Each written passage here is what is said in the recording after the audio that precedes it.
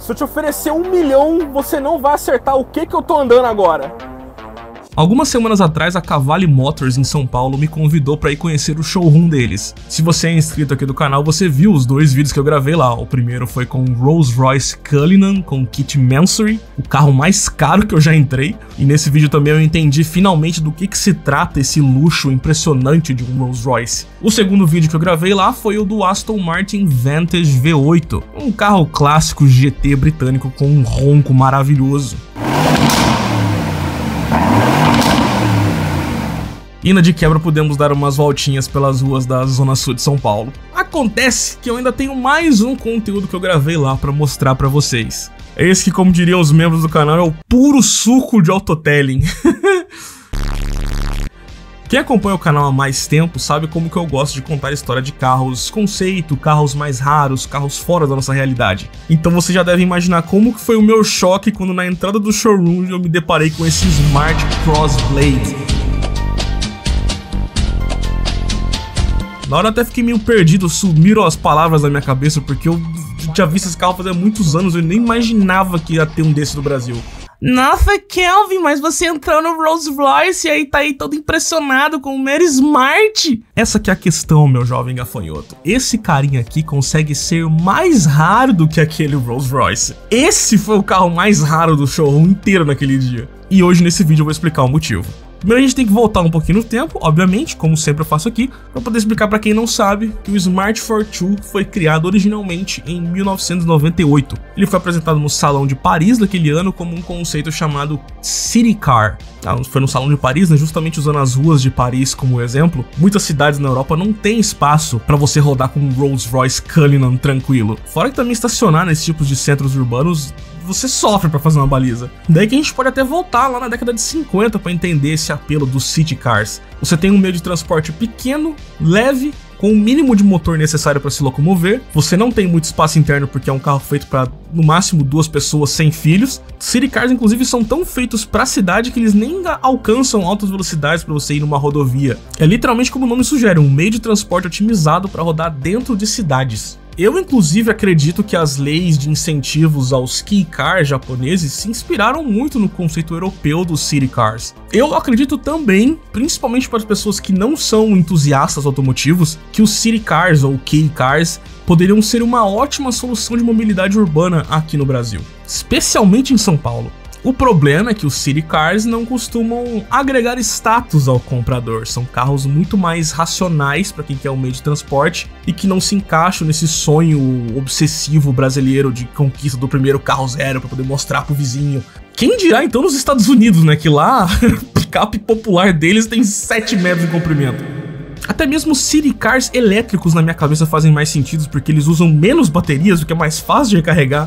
Só que daí você junta essa questão de que o city car não se encaixa nesse sonho de ostentação brasileiro, com ainda por cima o fato de que os city cars que vieram pro Brasil, como por exemplo o Chery QQ da década passada, ou o atual Renault Kwid, que se encaixaria como um city car, eles vieram de 4 portas, que não faz nenhum sentido, e eles tentam fingir ser maiores do que realmente são, e ainda por cima entregaram uma qualidade construtiva tenebrosa. Então os city cars não funcionaram no Brasil. Mas eu acho que faria muito sentido os city cars por aqui. E mesmo os city cars não sendo criados necessariamente para nós entusiastas automotivos, ainda assim tem essa parte mais legal, tanto dos city cars europeus quanto dos kei cars japoneses, que algumas marcas viram na esportividade como uma forma de atrair marketing para esses carrinhos. No Japão, por exemplo, tivemos os clássicos Honda Beat, o Suzuki Cappuccino, o Mazda Altozan lá, a Z1, todos trazendo toques de esportividade para atrair mais olhares para esse tipo de carro.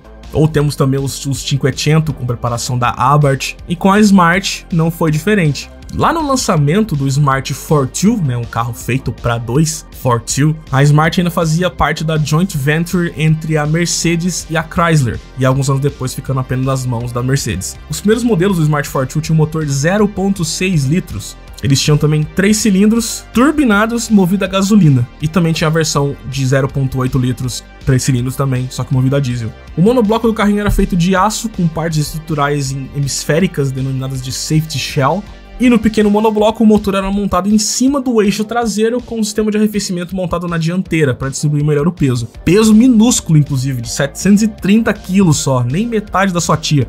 Toda vez essa piada. Na segunda geração entrou um motor de 999 cilindradas, ou 1 litro, B21 da Mitsubishi. O peso na segunda geração não aumentou muito, ainda era ridiculamente leve, com só 750 kg. E uma das principais vantagens dos City Cars e também do Smart Fortwo era o consumo.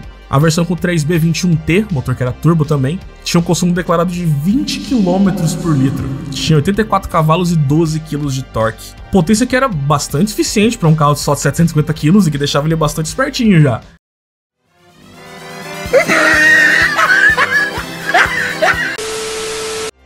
Daí que entra aquilo que eu dizia sobre usar a esportividade para atrair vendas. Por mais que tivemos uma versão dessa da primeira geração, a primeira geração era mais um kit estético. Na segunda mesmo, em 2008, tivemos a versão oficial Brabus do Fortwo. Sim, Brabus, a famosa por fazer preparações estratosféricas nos carros da Mercedes. A Brabus deu o seu toque no pequeno 3 cilindros para fazer o Smart um esportivo legítimo. As rodas do carro aro 17 parece muito mais, sei lá, um aro 30 com esse entre-eixos curtinho. Eu acho muito fofinho esse carro.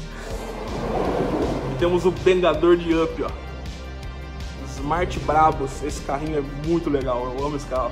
Infelizmente eu ainda não tive a chance de dar um rolê com o Smart Brabus, mas deve ser um carro muito legal de fazer curva. O Eduardo Sterblich que o diga, né? Então no Smart Brabus, com todo o toque da preparadora, o motor chegou aos 102 cavalos e 14,7 kgfm de torque, com 0 a 100 na casa de 8 segundos e tudo isso ainda fazendo 15 km por litro, segundo a EPA dos Estados Unidos. E poluindo só 119 gramas de carbono por quilômetro rodado. É quase um Prius! Na terceira geração do Smart Fortwo, ele passou a usar o motor M281 de 3 cilindros também, da Mercedes, motor que foi desenvolvido em parceria com o grupo Renault Nissan Mitsubishi. Então sim, o Smart Fortwo tem o mesmo 1.0 3 cilindros SCE do Sandero. Já dá pra comprar de boa aqui no Brasil, ó, não vai faltar peça. Ai, Kelvin, mas mesmo essa versão Brabus aí, quem é que compra um carro desse? Muito pequeno, muito feio. Bom, como eu dizia antigamente aqui no canal, né, beleza é subjetiva e gosto é igual genitalia. Mas independente do que você acha ou não, o Smart Fortwo foi legitimamente um sucesso, com quase 2 milhões de unidades vendidas em 46 países diferentes. Sério, parece que só o Brasil que não gosta dos City Cars, é incrível. Agora que eu já fui prolixo o suficiente, vamos então falar desse Smart Crossblade. Aonde que ele entra nessa história toda? Lembra que eu falei sobre aquilo do marketing atrair olhares para os City Cars usando esportividade? Então, antes da Brabus entrar nessa jogada, lá em 2001, na primeira geração ainda, a própria Smart quis chocar um pouco nos salões de automóvel criando o Crossblade. Ele usava a plataforma da primeira versão do Smart Fortwo e também o primeiro motor a equipar o carro, que foi aquele Mercedes M160, o 3 cilindros em linha de 599 cilindradas, ou como eu falei no começo, 0.6 litros, que eu acho que inclusive isso aqui foi feito para poder encaixar na legislação dos Kei Cars também, né? Eu acho que a Smart vendeu no Japão, não tenho certeza. Esse motor, apesar de ser turbinado, não tinha o foco na esportividade, mas ainda assim ele entregava 70 cavalos, o que já era mais do que os 1.0 aspirado do Brasil na época. E com o Smart também sendo muito leve, como eu mencionei, era o suficiente para o carro ter um top speed de 130 km por hora, se você tiver coragem suficiente. A questão é que no Crossblade eles não trouxeram o câmbio manual, e sim o câmbio automatizado do Smart Fortwo. Aqueles que tem um robozinho acionando uma embreagem convencional. Câmbio que eu já falei mal aqui no canal inúmeras vezes, né? Porque no início dos anos 2000, esse tipo de câmbio automatizado era incrível, até mesmo em supercarros como a Ferrari Enzo. Mas já em carros mais comuns, de uso mais civil, digamos que você pediu na borboleta pro carro trocar de marcha no início desse vídeo, talvez agora ele já trocou. Talvez. Então, com esse powertrain avassalador de esportivo e rápido, a Smart criou a carroceria do Crossblade. Uma das carrocerias mais malucas que eu já vi num carro de rua. Apesar da esportividade dele ficar só na aparência, ainda assim essa aparência é incrível.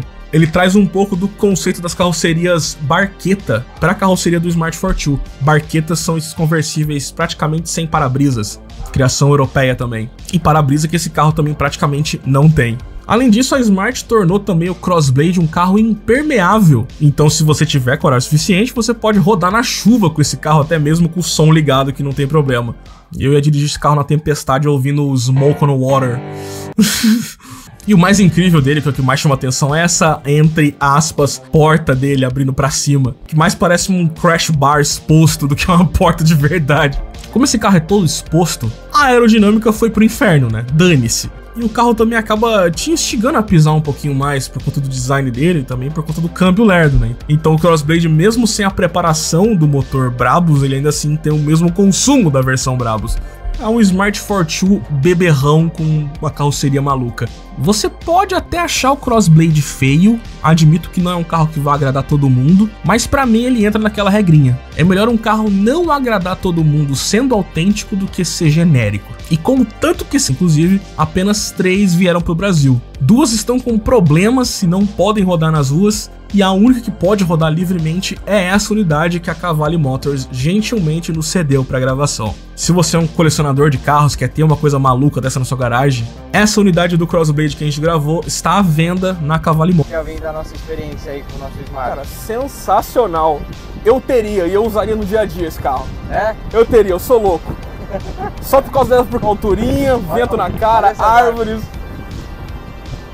O Autotelling e a Cavalli Motors. Deixa o like nesse vídeo aqui pra gente. Fique por aqui, um salve pros membros, tamo junto, na voz Kelvin Farias e até o próximo vídeo.